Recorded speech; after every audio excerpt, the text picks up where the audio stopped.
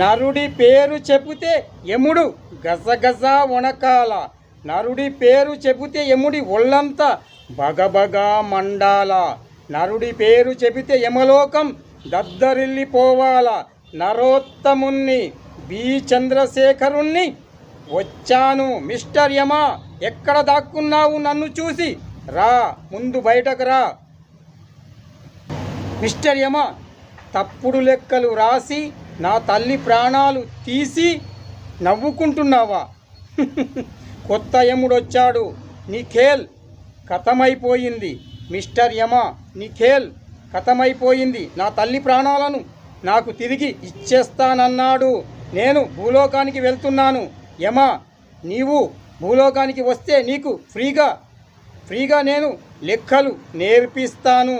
మా భూలోకానికి రా, ఫీజు తీసుకోకుండా నీకు ఫ్రీగా లెక్కలు